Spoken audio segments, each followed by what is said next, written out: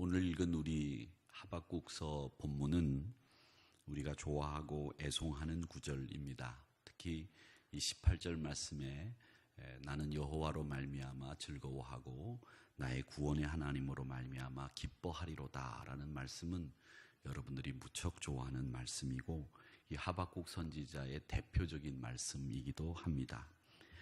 오늘 하박국 선지자가 여호와로 말미암아 즐거워하고 구원의 하나님으로 말미암아 기뻐한다는 이 말씀처럼 하박국 시대의 상황이 그렇게 기쁘고 즐거운 시대였느냐 하면 그렇지 않습니다. 하박국 시대의 상황은 하박국 선지자가 볼 때에 곧 외국의 침략으로 말미암아 나라가 큰 비극을 겪게 될 것이 눈에 보였고 앞으로 우리 이스라엘 민족이 참상을 겪게 될 것이라고 하는 것이 불보듯 뻔하게 보이는 상황이었기 때문에 여호와로 말미암아 즐거워하고 구원의 하나님으로 말미암아 기뻐한다고 하는 이 고백은 사실은 맞지 않는 고백이라고 해도 과언이 아닌 말씀이었습니다. 자, 그런데 오늘 16절의 말씀에 보면 하나님께서 하박국 선지자에게 뭐라고 말씀하시는가 하면 내가 들었으므로 라고 하는 말씀을 합니다. 뭘 들었느냐? 전쟁의 소식을 내가 들었다는 겁니다. 우리 민족이 망한다는 이야기를 들었다는 겁니다. 우리 민족이 어려움 속에 처하게 된다는 이야기를 하박국 선지자가 들었다는 얘기입니다. 그 이야기를 듣는 순간에 하박국 선지자는 창자가 흔들렸고 그 목소리로 말미암아 내 입술이 떨렸다고 고백을 하면서 우리를 치러 올라오는 그날 환난의 날을 내가 기다리는데 썩은 것이 내 뼈에 들어왔고 내 몸은 내 처소에서 떨리는 일이 일어났다고 이야기를 합니다. 그러면서 한 걸음 더 나가서 하박국 선지자는 17절의 말씀에 보면 이런 이야기를 합니다. 우리가 살고 있는 파괴되고 황폐해진 참상을 그려놓고 있는데 무화과 나무에 열매가 없고 포도나무에도 열매가 없고 감람나무에는 소출이 없고 먹을 것이 없고 우리의 양이 없고 외양간에 소가 없는 이런 상황이 우리에게 벌어진다라고 하는 이야기입니다. 그러니까 오늘 이 말씀 17절과 18절의 말씀은 우리가 복음성가로 아주 즐겁게 부르는 찬송입니다. 무화과 나무 잎이 없고 포도나무에 열매가 없고 감람나무에 소출이 없다고 하는 즐겁게 부르는 이 복음송이 사실은 비참한 자신들의 환경을 그리고 노래하는 아주 황망한 그런 노래, 그리고 그 말씀이 17절 18절의 말씀입니다. 경제는 파탄이 났고 먹을 것이 없고 온 이스라엘 백성들이 이제는 소망이 없는 상황, 그런 상황에서 18절에 하박국 선지자가 말하는 것이 여호와로 말미암아 즐거워하고 구원의 하나님으로 기뻐한다라는 말을 하고 있는 겁니다. 이것은 상황을 봐서는 도무지 이야기할 수 없는, 도무지 상황을 봐서는 이야기가 안 되는 이런 고백이 바로 이 18절의 고백이고, 이 18절의 고백은 하박국 선지자의 고백이기도 하지만 이스라엘 백성들의 고백이 되기를 원하는 하나님의 뜻이 담겨있는 아주 귀한 말씀입니다. 여러분, 환경과 경제적인 상황이 다 파탄이 나서 아무것도 없는 상황에서도 여호와로 말미암아 즐거워하고 구원의 하나님으로 말미암아 기뻐할 수 있는 이 신앙이 하박국의 신앙이고 이스라엘의 신앙이 되기를 원하는 하나님의 뜻이 이 18절 말씀 속에 담겨 있는 겁니다. 이런 신앙 고백이 여러분의 신앙 고백이 되시기를 주의 이름으로 축원합니다. 아버지 하나님께서 여러분들에게 눈에 보이는 것을 가지고 기뻐하고 즐거워하게 만드신 것이 아니고 눈에 보이지 않는 나를 사랑하시는 하나님으로 말미암아 즐거워하고 기뻐하게 만드셨다는 사실을 기억하시면서 하나님 한 분만으로 즐거워하고 기뻐하는 여러분들이 되시기를 주의 이름으로 축원합니다. 그리고 이 신앙 고백이 여러분의 신앙 고백이 되시기를 축원합니다. 이런 신앙 고백이 나올 수 있었던 비결이 있어요. 그 이 비결이 뭐냐 하면 첫 번째 비결은요, 믿음으로 살았기 때문에 이런 신앙 고백이 나올 수 있었습니다. 하박국 선지자가 믿음으로 살았고 믿음으로 살기를 원하는 하나님의 뜻이 여기 담겨 있기 때문에 이런 하나님 여호와로 말미암아 즐거워하고 구원의 하나님으로 기뻐할 수 있었던 겁니다. 사랑하는 성도 여러분, 믿음으로 사시기를 축원합니다. 하나님을 막연히 믿으면 즐거움 없어요. 막연히 믿으면 즐거움이 그냥 생기는 것처럼 생각하시지만 문제가 해결되면 웃고 해결되지 않으면 탄식하는 그런 고달픈 삶이 하나님을 막연히 믿으면 계속 반복되는 겁니다. 여러분, 그런데 어린아이들을 한번 보세요. 어린아이들. 그 어린아이들은 부모님을 절대 의지하기 때문에 어떤 형편이라도 즐거운 마음을 잃어버리지 않죠. 어린아이들은 그냥 희희낙낙하는 이유가 뭐냐? 내가 믿는 부모님이 있기 때문에 그렇습니다. 여러분 보세요. 배고프면 울고 배부르면 자고 이게 어린아이들의 간단한 삶의 원리예요. 왜 그런 간단한 삶의 원리가 적용되느냐? 부모님을 믿기 때문에 간단한 삶의 원리가 적용되고 그 삶이 아주 단순한 거예요. 우리 그리스도인들도 삶은 아주 단순해야 된다고 생각합니다. 단순하시면 돼요. 하나님을 믿으면, 하나님을 의지하면 그저 하나님 안에서 주시는 능력 받고 그 하나님 안에서 기쁨 누리고 살면 평안하고 즐겁고 기쁜 거예요. 그것이 단순한 우리 삶의 원리예요. 그런데 그 단순한 하나님을 믿고 의지하는 삶의 원리를 모르고 복잡하게 생각하는 거죠. 내가 처한 환경을 다 바라보고 내가 처한 상황 속에서 판단하길 급급하고 내가 뭔가를 해결해 보려고 애쓰다 보니까 하나님 의지하는 마음은 점점 줄어들고 내 능력으로 뭔가를 해보려고 하고 나를 개발시키려고 하고 내 능력, 내 권능을 키워나가려고 한단 말이죠. 신앙생활 하면서도 여러분, 신앙생활 하는 것은 내 능력을 키우는 시간이 아니라 신앙생활은 내가 하나님을 얼만큼 많이 의지하느냐를 키워나가는 게 신앙생활이라는 거예요. 내가 하나님을 믿는 걸 더 많이 더 키워나가는 거, 그게 신앙생활이기 때문에 여러분 항상 즐거운 마음을 잃지 않고 살아가기 위해서는 단순하게 하나님 믿는 믿음의 영역을 넓혀가시기를 축원합니다. 로마서 8장 28절 말씀 우리가 잘 알지 않습니까? 우리가 알거니와 하나님을 사랑하는 자 곧 그 뜻대로 부르심을 받은 자들에게, 입은 자들에게는 합력하여 모든 것이 합력하여 선을 이룬다고 했습니다. 선을 이룬다. 모든 것이 합력하여 선을 이루는 겁니다. 좋은 것도 나쁜 것도 귀한 것도 가치 없는 것도 이 모든 것이 다 나에게 유익하다라는 고백이에요. 이게 바로 믿음으로 사는 사람의 고백이기도 합니다.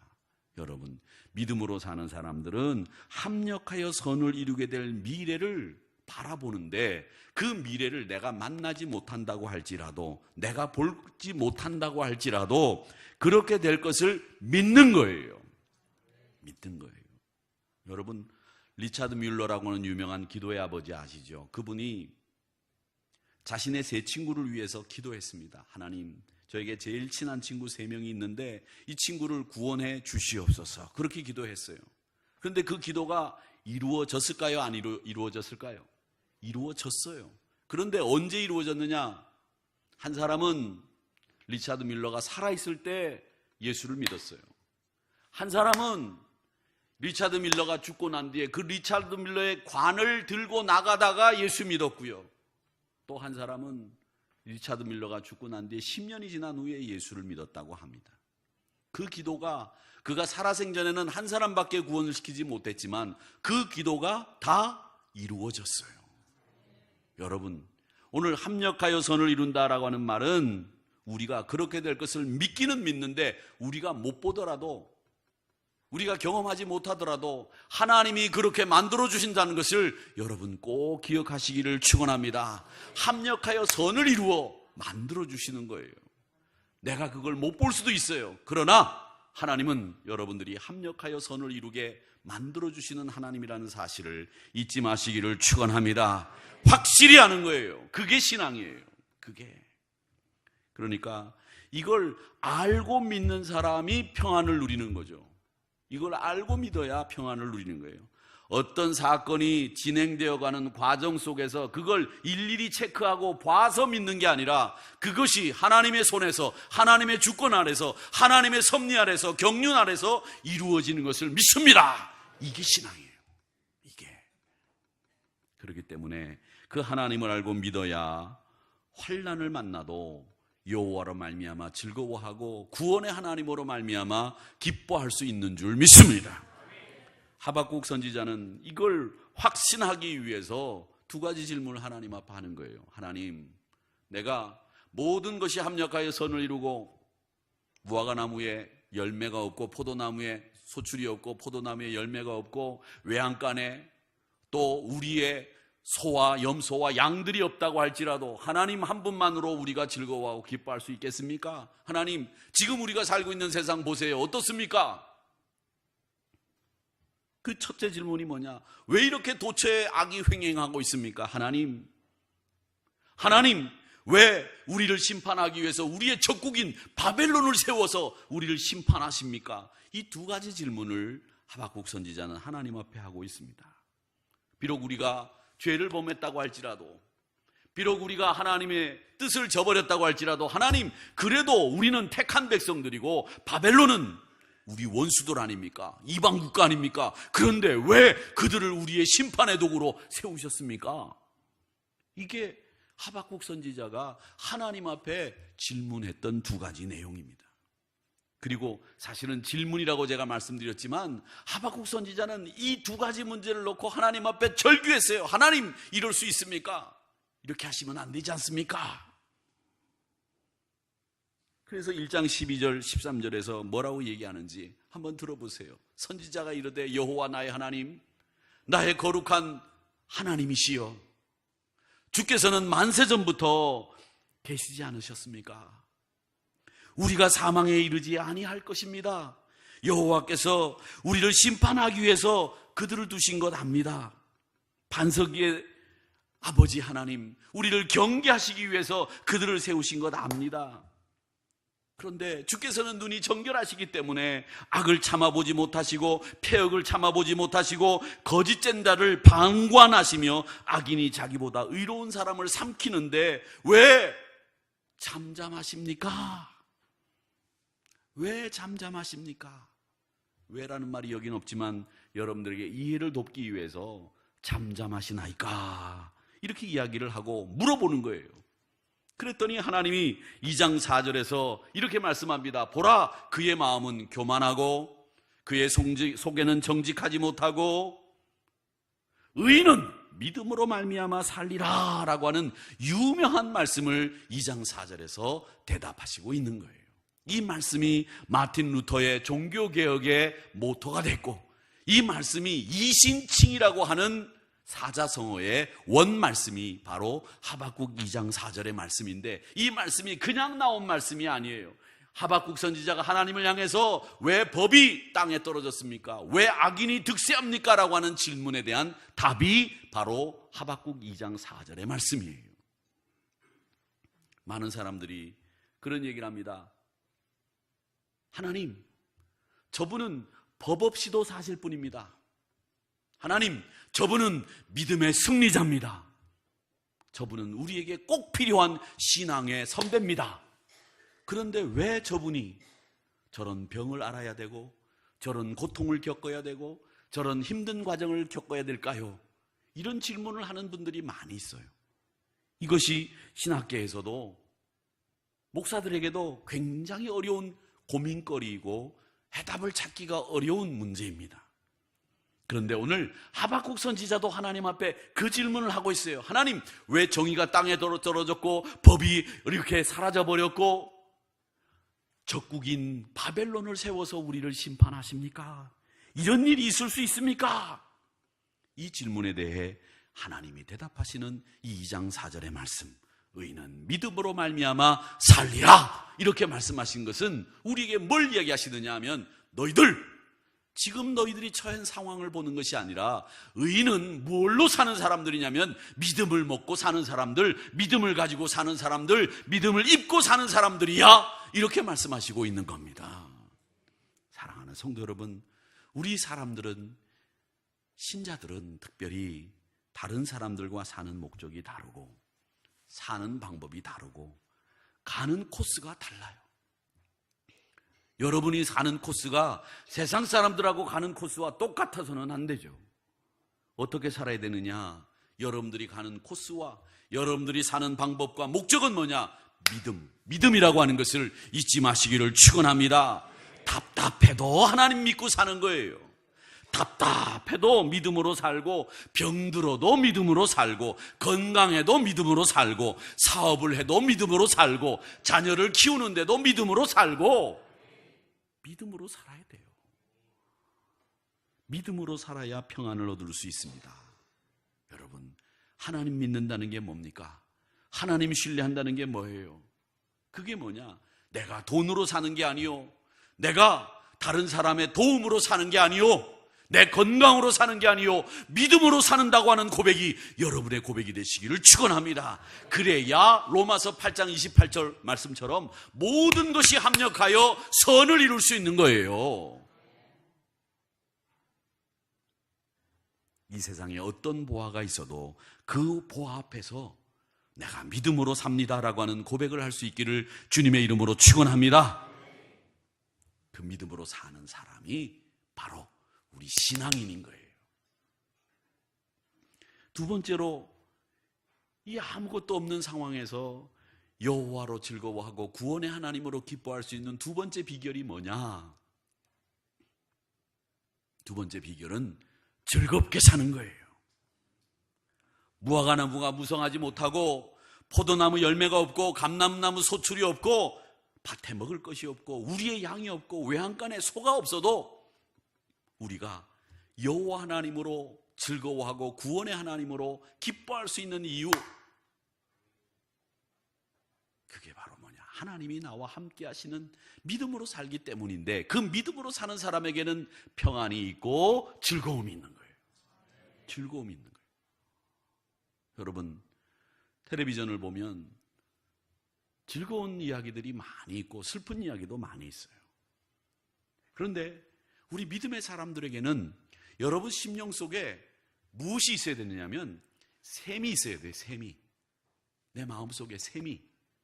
그 샘은 늘 끊어지지 않고 이 가뭄에도 물이 나오는 샘처럼 여러분 마음 속에 있는 샘은 즐거움이 계속 올라와야 돼요. 그게 여러분이 하나님을 믿는 신앙인들이 가지고 있어야 될 마음의 샘입니다. 눈에 보이는 것이 없을지라도 감사가 있고 기쁨이 있고 즐거움이 있는 거, 그게 무엇 때문이냐? 지금 하박국 선지자는 눈에 보이는 거예요. 하나님이 예언을 통해서, 계시를 통해서 보여주는 것이 바벨론 군대가 쳐들어와서 이스라엘 민족을 황폐하게 만들고 죽이고 이 민족을 멸망시킨다고 하는 게 눈에 보이는 거예요. 백성들이 노예로 끌려가고 성전은 파괴되고 온 나라가 폐허가 되고 온 나라가 다 죽음의 도가니로 빠져들어가는 그때에 하박국 선지자가 여호와로 말미암아 즐거워하고 기뻐한다고 하는 이 고백을 할 수 있었던 것은 뭐냐? 내 마음속에, 심령 속에 끊어지지 않는 하나님의 샘, 즐거움을 더해주는 하나님의 샘이 있다는 겁니다. 여러분, 즐거움이라고 하는 것은요, 여유 있는 사람이 가지는 만족감이에요. 자기 인생에 즐거움이 없는 분들은 왜 즐거움이 없는 줄 아세요? 내 인생에 왜 즐거움이 없느냐? 뭔가 계속 부족하다고 느끼기 때문에 즐겁지가 않은 거예요. 이게 부족하다, 이게 부족하다. 그걸 채우기 위해서 막 아둥바둥 살다 보니까 즐거움이 다 사라져버린 거예요. 그걸 채우려고 살다가 즐거움 없이 사는 인생을 평생 사시겠습니까? 왜 그렇게 사세요? 여러분, 그런 것 때문에 즐거움을 잃어버리지 마세요. 만족하시며 사시는데 여호와 하나님 한 분만으로 만족하시며 사시면 내 안에 즐거움이, 뺏기지 않는 즐거움이 자리 잡게 되는 거예요. 그러니까 부족하다고 느끼지 마시고 늘 만족하시면서 사시면서 즐거움을 누리시기를 축원합니다. 어디서 만족을 얻어야 됩니까? 어디서? 무화과나무가 무성한 것을 봄으로 만족을 얻으시겠습니까? 포도나무에 열매가 있는 것을 보고 만족을 얻으시겠습니까? 아니면 감람나무에 소출이 있는 것을 보시면서 만족하시겠어요?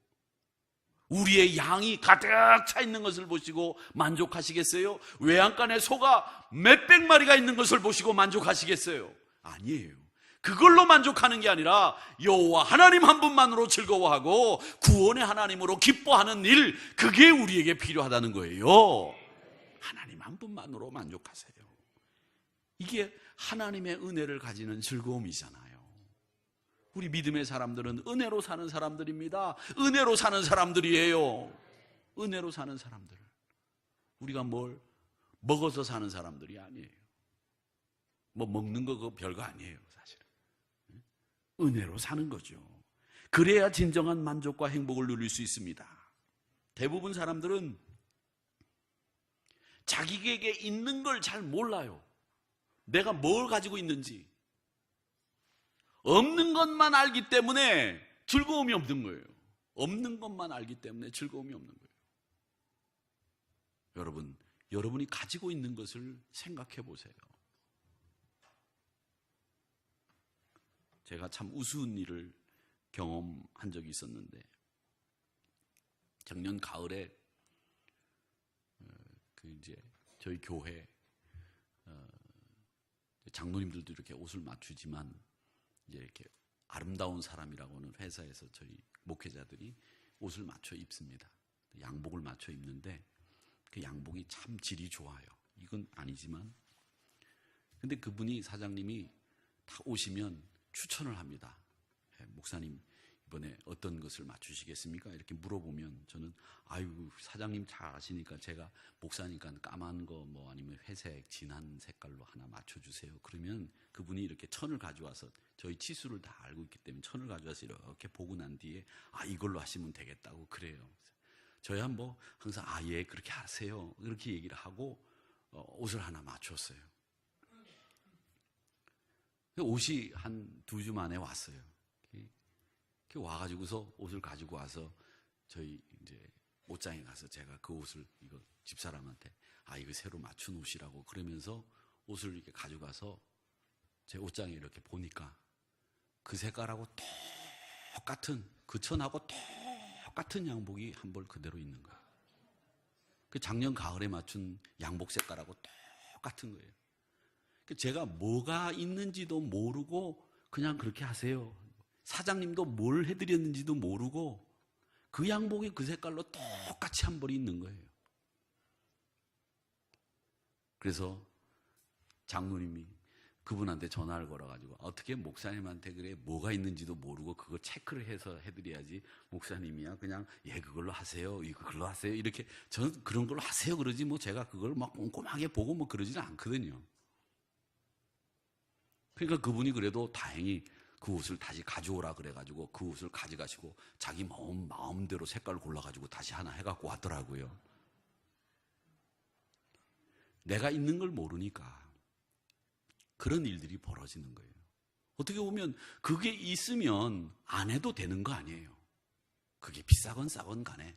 그런데 내가 그걸 있는 걸 모르니까 똑같은 걸 또 하는 거예요. 여러분, 내가 가지고 있는 게 뭔지를 아셔야 됩니다. 그래야 만족이 있고 즐거움이 있는 거예요. 저는 그걸 보면서 얼마나 웃었는지 몰라요. 참 기가 막히다. 그런 일들이 있구나. 전 머리 털라고 처음 그런 일을 경험해 봤어요. 근데 말이죠, 목사가 되면 내가 이렇게 뭘 결정하는 것보다도, 내가 뭘 이렇게 하는 것보다도 그냥 결정 같은 거는 중요한 결정 아니면 제 주변에 있는 장로님들이나 부목사님들이 결정하게 하는 것이 그게 마땅하다고 생각하기 때문에 제가 이렇게 그냥 그걸로 하세요 이렇게 했던 것이 제가 있는 것도 모르고 맞추게 되는 결과도 얻게 됐지만, 사실은 그런 것 가운데 제가 깨닫는 게 참 많이 있었는데, 그게 뭐냐 하면, 여러분, 자꾸 없다고 생각하면 안 되겠다라는 생각을 했습니다. 여러분, 있어서 만족을 얻는 게 아니에요. 있어서 즐거움을 얻는 게 아니라 사실은 진정한 만족과 행복은 내가 가지고 있는 것이 무엇인지, 내가 가지고 있는 게 얼마나 귀한지를 알면 진정한 기쁨과 즐거움이 있다는 것을 여러분 기억하시기를 축원합니다. 여러분, 얼마나 가지고 계신 게 많아요. 병원에 신방을 가보면 여러분 연세인데도 꼼짝도 못하고 누워있는 환자들이 얼마나 많은지 모릅니다. 제가 신방을 가보면 한 30대 초반 정도 돼 보이는데 뇌수술을 크게 해가지고 젊은 친구가 여기다가 호수 꼽아가지고서 음식물 삼키고 있고, 사람이 오는데도 눈동자가 반응을 안 하는 그런 사람들이 부지기수예요. 그런데 여러분 얼마나 건강하세요? 네 발로 걷고 있지 않습니까? 감기는 조금 걸리고 골골 한다고 하더라도 옛날 어른들이 골골 몇 시간이라고 그랬어요? 골골 80. 요즘엔 골골 80 해서 말이 안 되죠. 골골 120 축원합니다. 너무 많아요? 제가 너무 많이 했네. 골골 120 축원합니다. 아멘 하시는 분은 120세까지 수하시기 축원합니다. 이달용 장로님이 제일 크게 대답하셨어요. 제가 기억하겠습니다. 여러분, 내가 가지고 있는 게 너무 많은데 내가 왜 가지고 있는 걸 헤아리지 못하고 자꾸 부족하다고 하니까 탄식하고 불행하게 하고 자기를 즐거움에서 멀어지게 만든다는 거죠. 현재 있는 것을 알고 감사하고 그 은혜를 족하게 여기면 그것이 즐거움이 되는 줄 믿습니다. 다른 사람하고 비교하면 세상적인 것에서 없는 게 많아 보이기도 하겠죠. 그러나 내 삶은 하나님으로 말미암아 부요하고 기쁘다고 하는 것을 늘 잊지 마시고 내가 가지고 있는 것 때문에 기뻐하고 감사하며 즐거워하는 여러분들이 되시기를 주의 이름으로 축원합니다. 여호와 하나님 한 분만으로 얻은 그 보화 때문에 즐거워하고 기뻐하는 여러분들, 세상적인 것 약간은 부족해도 슬퍼하지 않고 탄식하지 않고 즐거움을 얻을 수 있는 줄 믿습니다. 성전 앞에 앉아있던 안진뱅이가 제9시 기도 시간에 베드로가 성전으로 기도하러 들어가다가 만났어요. 동냥을 하는데 그 베드로가 기도하러 올라가다 말고 그 안진뱅이를 보고 뭐라고 그랬느냐? 내게는 은과 금은 없지만 나사렛 예수의 이름으로 명하노니 일어나 걸어라 걸어라 걸어라. 그러자 그 안진뱅이가 일어났습니다. 여러분, 예수의 이름으로 인해서 얻을 수 있는 게 얼마나 무궁무진한지 몰라요. 그 예수의 이름으로 얻을 수 있는 만족이 얼마나 많은지 모릅니다. 우리 신앙인이 여호와로 말미암아 즐거워하고 구원의 하나님으로 말미암아 기뻐할 수 있는 두 번째 비결은 바로 내가 즐겁게 사는 건데, 그 즐겁게 사는 것은 내가 가지고 있는 것을 헤아릴 줄 알고 그것을 만족하게 여기면서 여호와로 즐거움을 누리는 성도들이 되실 때에 이 신앙 고백이 여러분의 신앙 고백이 되실 줄 믿습니다. 전도서 5장 10절 말씀에 보면 이런 말씀이 있습니다. 은을 사랑하는 자는 은으로 만족하지 못하고 풍요를 사랑하는 자는 소득으로 만족하지 아니하나니 이것도 헛되다 그랬어요. 은을 사랑하면 은으로 만족하지 못합니다. 풍요를 사랑하는 사람 소득으로 만족하는 줄 아세요? 못합니다. 여러분, 저희 어릴 때는 뭐를 많이 모았느냐면 우표를 많이 모았어요. 우표. 제가 다니던 중학교 옆에는 큰 게 몇 개 있었습니다. 뭐가 큰 게 있었느냐? 앞으로는 연합통신이라고 하는 큰 언론 기관이 있었어요. 또 오른쪽으로 보면 교실에서 내려다보면 큰 절이 하나 있었습니다. 조계사라고 절이 있었어요. 또 그리고 저쪽으로 보면 뭐가 있었느냐면 미국 영사관 부지가 크게 하나 보였고요. 또 이쪽으로 보면 뭐가 있냐면 우정국이라고 하는 게 있었어요. 우정국. 그게 안국동입니다. 저 끝으로는 여기 이사와 있는 풍문여고가 보였고, 학생들이 쉬는 시간에 우표가 새로 나왔다 그러면 그 우표를 사러 우정국으로 달려가요. 돈 있는 친구들은 우표 한 전체 그걸 하나 사고요. 없는 친구들은 있는 대로 모아가지고 우표를 탁 모아가지고 우표책을 이렇게 모아가지고 가지고 다녔어요. 혹시 지금도 가지고 계신 분들 계실런지 모르겠어요. 그런데 그 우표를 모으면서 아이들이 하는 말이, 자기들이 뭘 한다고? 야, 우표를 모아도 또 모을 게 있네. 그런 얘기들을 꼭 했어요. 그 뭐냐? 여러분들이 좋아하시는 거 있죠? 모으시는 취미들이 있으신 분들 계실 거예요. 그런 걸 한번 모아보세요. 모으면 그걸 내가 원하는 걸 이걸 모아가지고 내가 그걸 소장품으로 딱 가지고 있으면 그게 여러분 만족이 되든가요? 절대 만족하지 못합니다. 또 새로운 거 나오면 또 가서 사야 되는 것이 우리 마음이에요. 그러니까 전도서 5장 10절의 말씀처럼 은을 사랑하는 사람이 은으로 만족할 줄 아느냐? 못한다는 거예요. 풍요를 좋아하는 사람들이 풍요 소득으로 만족할 수 있느냐? 없다는 거예요. 아무리 모아도 모자르게 돼 있는 거예요. 그렇기 때문에 이 세상에서 만족을 찾고 즐거움을 얻으려고 하면 할수록 자꾸 절망하고 자꾸 허무해지고 자꾸 더 가지고 싶은 것이 바로 우리들의 마음이다. 그렇기 때문에 사랑하는 성도 여러분, 즐겁게 사시기 위해서는 여러분들이 추구해야 될 게 있는데 그게 뭐냐면 영적 부유함을 추구하시기를 축원합니다. 영적 부유함, 이게 중요한 거예요. 눈을 감으면 하나님의 사랑이 막 생각이 나고, 내가 기도하면 하나님께서 내게 주시는 은혜들이 내 마음속에서 막 우러나와야 되고, 내가 입술을 열어서 찬송을 하면 감사의 찬송과 기쁨의 찬송이 막 흘러나와야 되는 이런 영적인 부요함이 여러분들에게 넘치기를 축원합니다.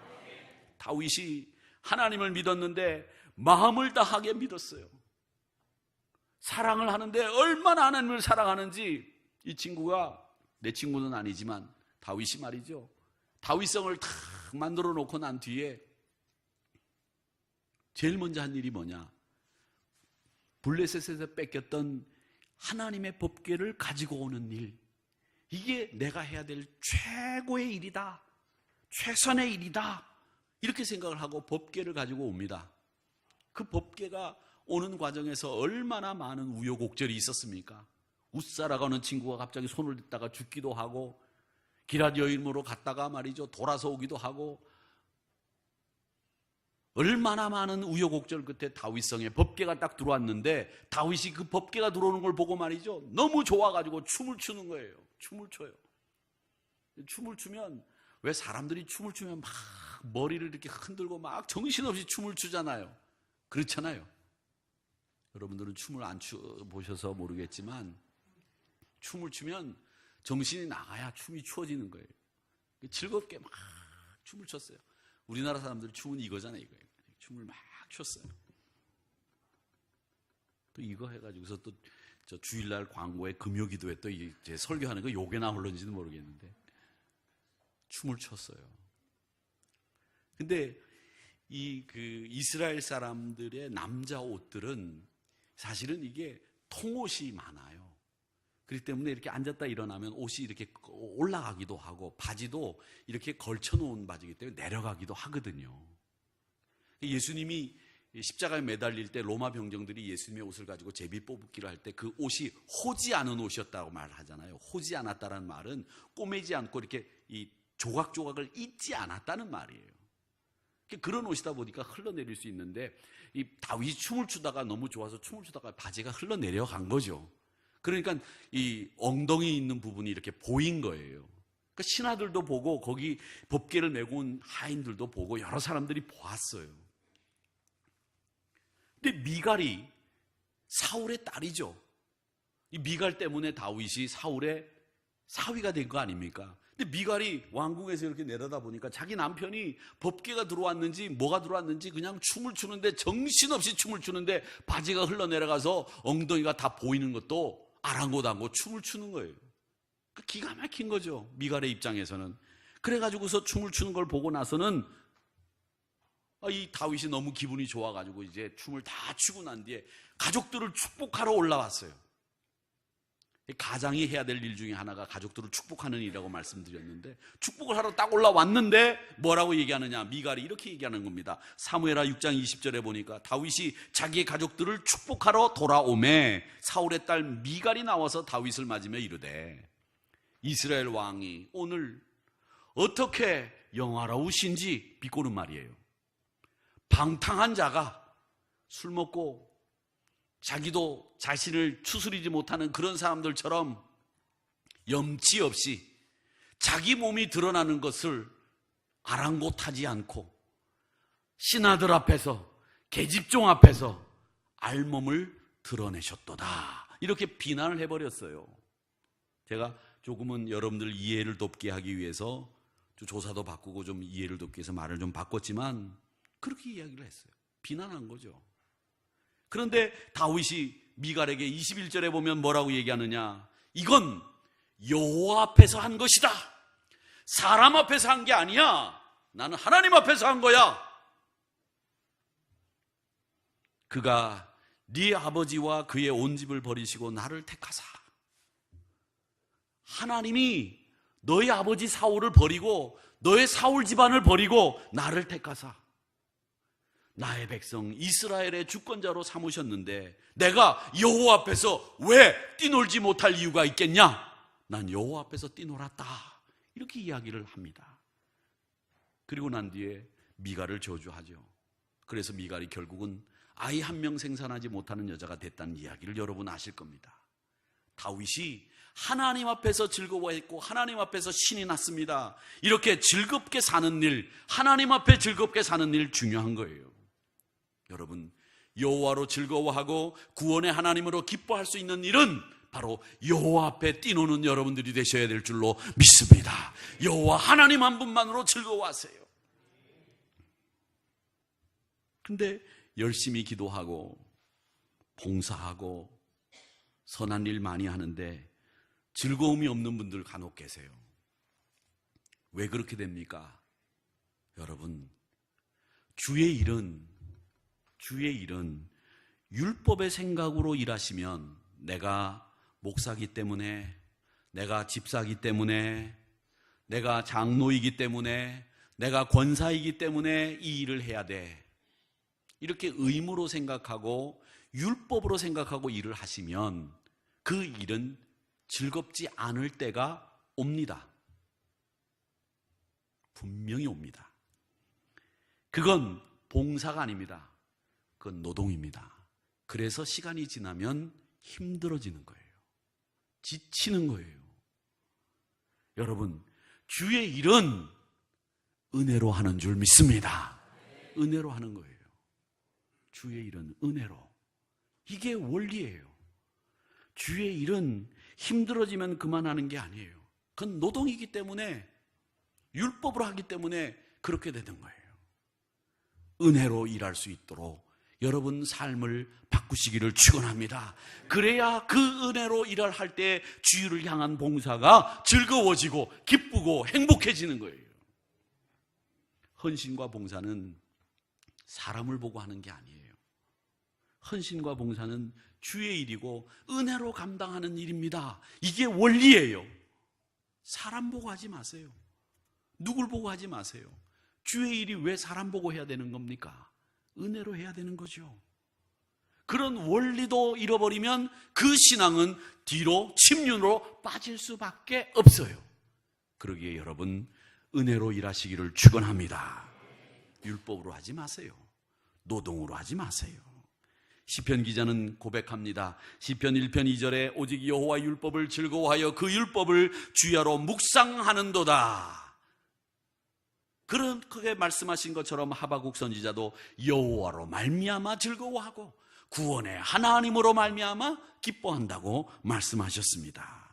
이 즐거움은 하나님을 온전히 믿고 그 은혜로 살 때 얻는 은총인 줄 믿습니다. 참 신앙인은 그래서 하나님을 믿고 은혜로 살고 즐거워하는 삶이 될 때에 이 하박국 선지자의 고백이 내 신앙 고백이 된다는 이 신앙 안에서 오늘도 승리하시기를 축원합니다. 마지막으로 하나, 이 신앙 고백이 나올 수 있는 것은 여러분, 높은 곳에서 사시기를 축원합니다. 신앙은 높은 곳에서 사는 거예요. 낮은 곳에서 사는 게 아니에요. 오늘 19절을 한번 같이 읽어보겠습니다. 시작. 주 여호와는 나의 힘이시라. 나의 발을 사슴과 같게 하사 나를 나의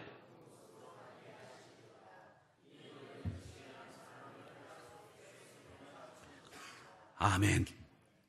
어떻게? 나를 나의 높은 곳으로 다니게 하시리로다. 사슴은 발에 힘이 있는 짐승입니다. 산 높은 곳, 사슴은 이스라엘 산지에 사슴들이 다니는 길을 만들어 놓고 그 산지 길을 이렇게 보면 멀리서 이스라엘에 가보면요, 산이 이렇게 띠들이 이렇게 있어요. 그 띠가 뭐냐면 사슴들이 다닌 길이에요. 사슴은 산지 높은 곳을 이렇게 길을 만들어 가면서 다닙니다. 사냥꾼이 사슴을 잡으러 갔는데 사슴을 잡는 법이 있어요. 사슴은 아래로 내려가질 못하고 높은 곳으로 올라가기 때문에 사슴은 위에서 아래로 쫓아야 됩니다. 밑으로 잘 못 내려가요. 밑에서 쫓으면 사슴은 못 잡아요. 그리고 사슴은 막 쫓아가다가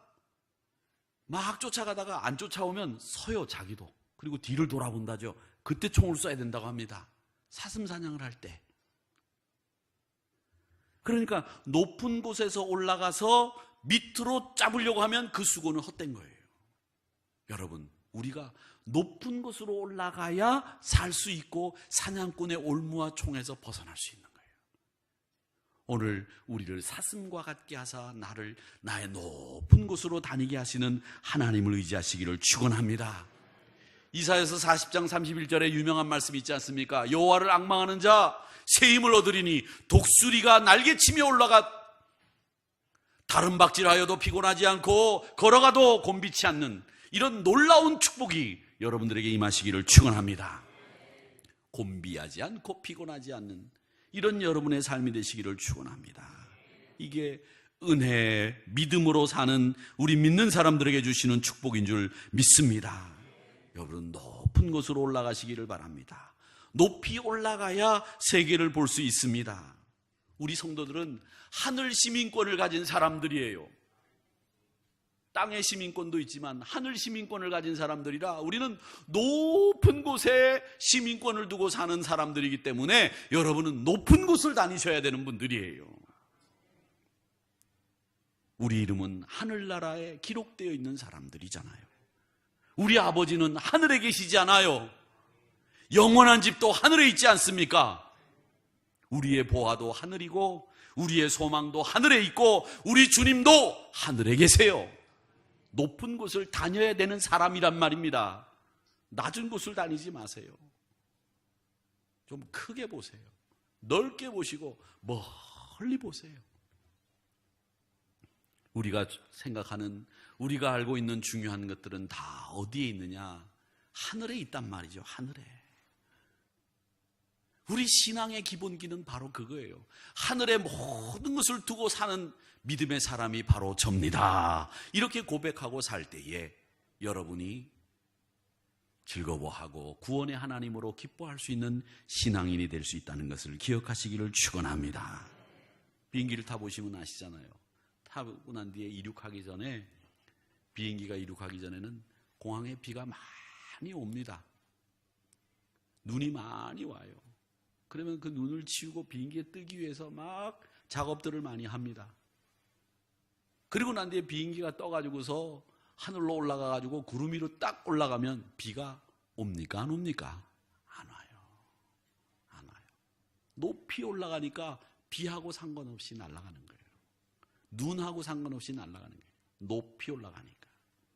우리 신앙생활도 높이 올라가면 육신의 정욕, 안목의 정욕, 이생의 자랑 이런 것에 매이지 않고 영원한 빛 대신 그리스도와 교제함으로 말미암아 광명한 삶을 살게 될 줄 믿습니다. 하늘로 올라가야 돼요. 높이 올라가시기를 바랍니다. 그래서 여러분들, 애벌레가 그 허물을 벗고 난 뒤에 날개를 가지잖아요. 그리고 날개를 가지면 어디든지 다 날아갈 수 있잖아요. 애벌레일 때는 뭐 그냥 그 자리에서 꾸물꾸물 하다가 말지만 교회는 바로 그런 곳입니다. 여러분들이 애벌레로 신앙생활을 시작했다면 이제는 믿음의 날개를 얻고 어디든지 날아갈 수 있는, 높은 곳으로 나를 수 있는 날개를 얻는 곳이 교회인 줄 믿습니다. 땅에서 더러운 것을 먹는 여러분들이 아니고 하늘의 신령한 음식을 먹는 여러분들이 되시기를 축원합니다. 하나님께서는 사슴에게 튼튼한 발을 주시고 새에게는 날개를 주시는 것처럼 여러분에게 믿음의 날개를 주셔서 높은 곳으로 올라가게 하실 때에 여러분들이 하나님 여호와로 즐거워하고 구원의 하나님으로 기뻐하는 이 신앙의 주인공들이 된다는 것을 잊지 마시기를 축원합니다. 여러분, 이 하박국 선지자의 이 18절의 고백이 여러분의 고백이 되기 위해서는 여러분 즐겁게 사세요. 믿음으로 사세요. 그리고 높은 곳에서 사시기를 축원합니다. 높은 곳에서 살자, 즐겁게 살자, 그리고 믿음으로 살자. 이 고백을 여러분 꼭 하시기를 축원합니다. 한번 따라 하시기 바랍니다. 높은 곳에서 살자. 높은 곳에서 살자. 믿음으로 살자. 믿음으로 살자. 즐겁게 살자. 즐겁게 살자. 이 세 가지, 이 믿음의 원리를 잘 지켜서 여호와 하나님으로 즐거워하고 구원의 하나님으로 기뻐하시는 하박국 선지자의 신앙 고백이 여러분 신앙 고백이 되시기를 주님의 이름으로 축원합니다. 축원합니다. 이제 이 시간 우리 같이